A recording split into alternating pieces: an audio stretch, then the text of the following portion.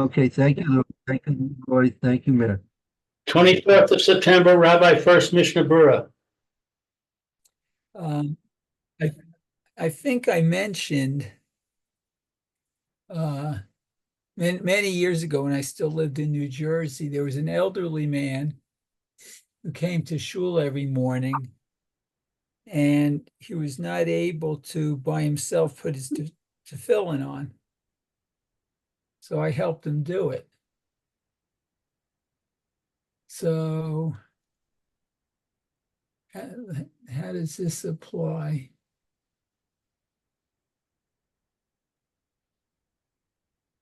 I guess that must be that maybe that's another mitzvah because certainly the putting on tefillin didn't apply to me because I already had mine on. Yeah, so you actually helped him put it, he would make the brachas? He would make the brachas, but he wasn't stable enough, to to put him on. Mhm. This Yeah, was so yeah. go ahead, I'm listening. I was just going to say that this was a gentleman who, when he was able, he drove a car. He lived, I think, into his 80s.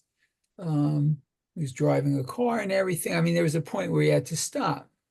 And I used to every afternoon visit him and help him get his, besides cut his lawn and rake his leaves in the fall, I would help him get his lunch prepared so that he could eat his lunch. Sure, So, wow, that was a tremendous mitzvah. I'm sure he was very grateful to you for your help. no, he was very, very nice man, very nice man. He survived the concentration camps. Huh. Um, did you have a chance to talk with him about things at all, or Not really, not really. I don't think he would. I mean, we discussed his house, his lawn, things that needed to be done, but I don't think he wanted to discuss his past yeah, for history. many people, it's painful to talk about Yeah. that kind of life. Yeah, my grandmother of Shalom, my father's mother.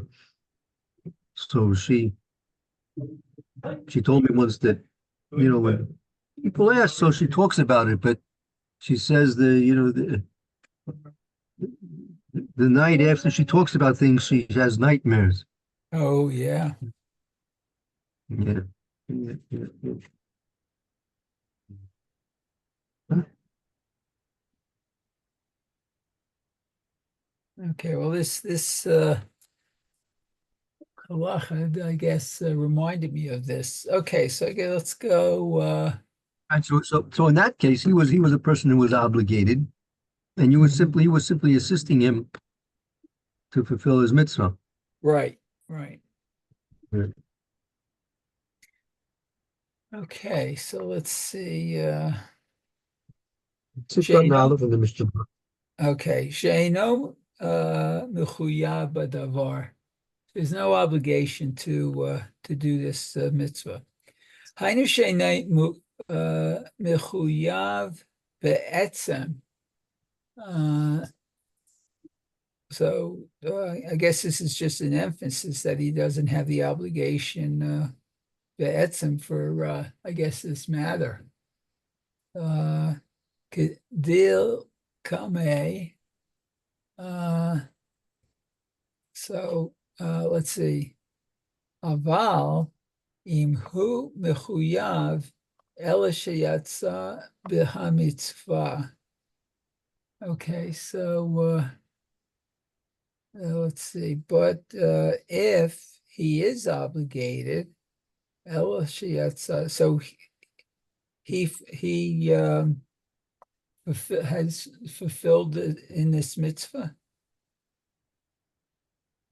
That the that he's talking about that he's not, in essence, obligated in the mitzvah.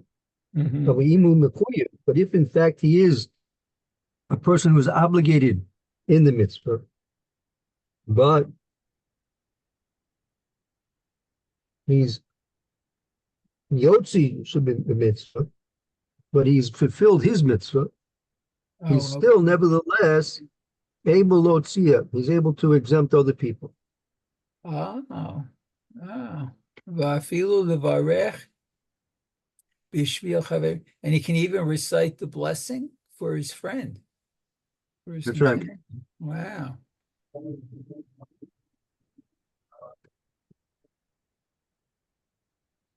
Actually, I think I've done that also for people. You know, like for whatever reason, their eyesight was going or whatever, and I would say the words, and then they would repeat after me. So I think Right. I did that too. Okay, That's very good. good. Oh, that's the end of that. We're up to bet now. That's Sifala. That was easy. That was easy. Okay, bet. Let's see, bet. Okay. Cheresh shota v'katan peturim. Oh, okay. So one who I guess a deaf mute or one who is unlearned and a child are exempt. Okay. The cheresh afilu midaber ve'ino shomea eino motzi. Okay, but I guess a deaf mute, even if he can speak, but he can't hear, he cannot fulfill, I guess he cannot fulfill his obligation. Right. So you have a Cheresh Shota B'Katan. They're all putter from this mitzvah, Mhm. even if he's deaf, but he can speak, but he can't hear. He can't be motzi somebody. He can't accept anybody else. Yinei Um, Shemeh. Now, Barchiu, since he can't hear, he's not a obligated person.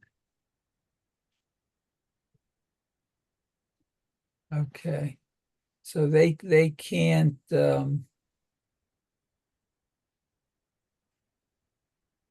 Okay, so they can't fulfill the mitzvah for others.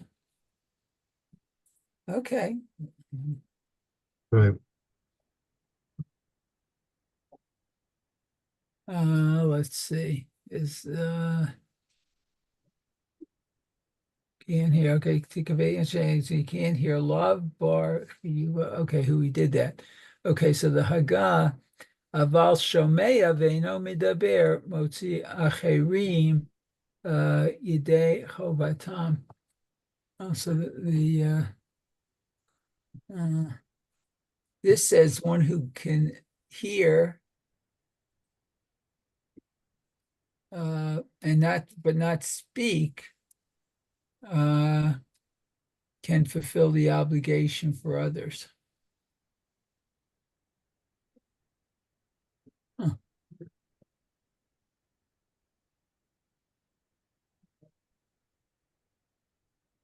Right. But if he does hear, even if he can't speak, then he can exempt other people. Oh, okay. Let's Okay. see. Bet. Okay, so it says Vikatan. Afilu imhu ben Yud Gimel Shana. So even if he is a bar mitzvah, Kolzman Shelo Yadi Anan Shevi Shtei Se'arot. And what? But at the time he doesn't have the two hairs. I guess he can't bring two hairs. Okay. Eino yachol litkoa lahotzi acherim. Okay, so he can't fulfill the obligation of blowing the shofar for others. It looks like. Okay, and then the kevan the eino shomea. And since he cannot hear, Shaharei anu mivarchim vitzivanu lishmoa kol shofar. Okay. Okay, so so this we make this blessing that it's commanded to hear the sound of the shofar, and he can't hear, so I Right. guess can't do the mitzvah. Okay. Correct. Dalid aval shomea v'eino medaber. Okay, so he can hear, but he cannot speak. V'afilu l'chatchila yachol acher levarech v'hu tokea. So what? Even v'afilu Ideally, even ideally, even ideally, he's able to, I guess, do the bracha. yochel achi levrot. Someone else is able to make the bracha. Oh, v'hu tokea, and he blows the shofar. Right. Someone else can make the brachas, and he'll blow the shofar. Oh, okay. Someone else can say the bracha. So he would have to say amen to the bracha, or is that like an interruption before blowing the shofar? So that's a good point. Since he's not making the bracha, he's going to hear the bracha. Apparently, I would imagine that's a good question. That's a good question. Does he say amen?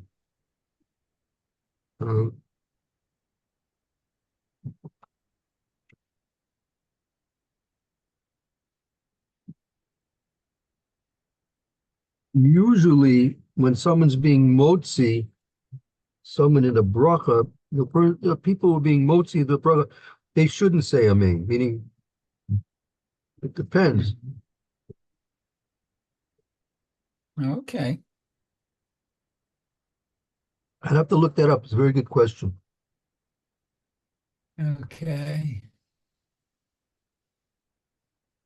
Okay, going on, it says, Chayre sheshomea ayidei kli kamin hatzotzrot chayav shofar. Okay, so someone who's deaf, but can hear with a vessel, an instrument, I guess, the type of a horn, maybe like a trumpet or something, or tuba or whatever. Chayav b'shofar. He's obligated in the mitzvah of shofar. Wow. That's interesting too. Okay. So we can go to Dalid. Right. Good. Andraginos motzi et mino. Let's see, going on. Afilu et mino eno motzi. Get what an androgynos was.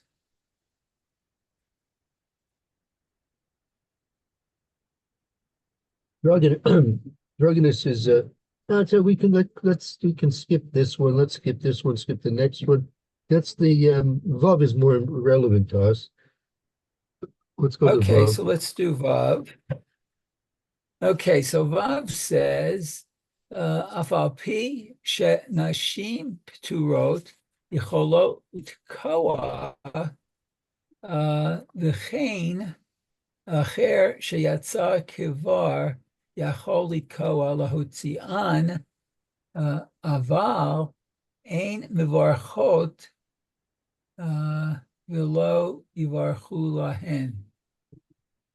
Okay, so let's see. even though women are patur, I guess, from they are still able, I guess, to blow the shofar. V'chein acher. And so I guess acher, so another person who is already, I guess, fulfilled his obligation, may blow, let's see, kavar, okay, yachol, they're able to blow the shofar, I guess, for them, for the mitzvah. Okay, aval, ein mevarchim, they don't say, the woman, I guess, it's a feminine, they don't say the blessing, and the lo yivarchu lahen, and it shouldn't be said for them, I guess. Okay. Should we do the Haggah too, or just go back? Let's go with the Muhammad right now, I guess. Yeah. Okay, so in Vav it's chet yecholot litkoa. Okay, so they were able to blow the shofar. Below Amrinan de Kevan de Peturot Yesh Chilul Yom Tov V'Tekiyatan.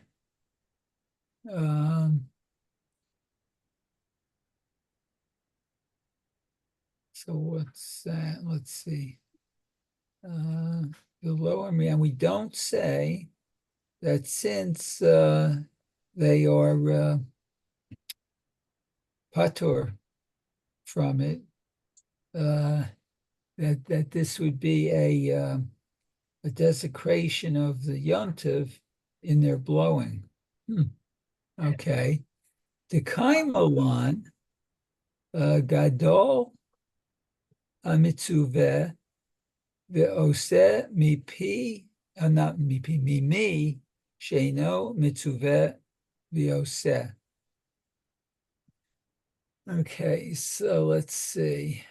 The kaimalan, that we know it's a great, what the mitzvah is great. And what, and do, and the oseh,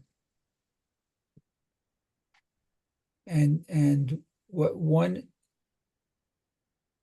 who doesn't do it, no, the oseh mimi sheino mitzuveh v'oseh. And one who does it does not fulfill the mitzvah and do it. I'm not sure how. Let's see.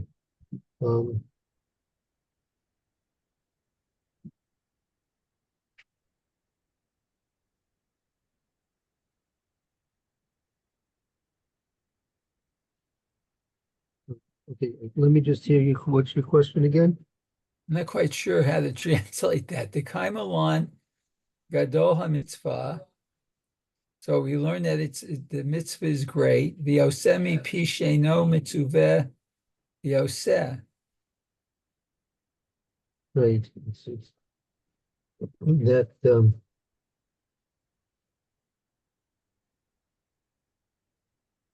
well, let's see. 1 second. Okay. The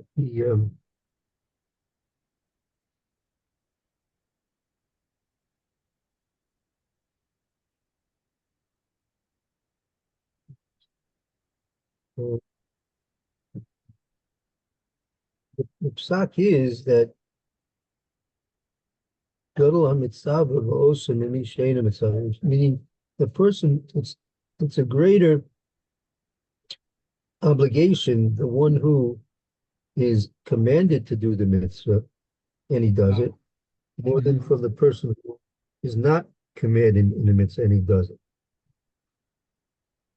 Right? So that's the contrast. That's a contrast between a man and a woman.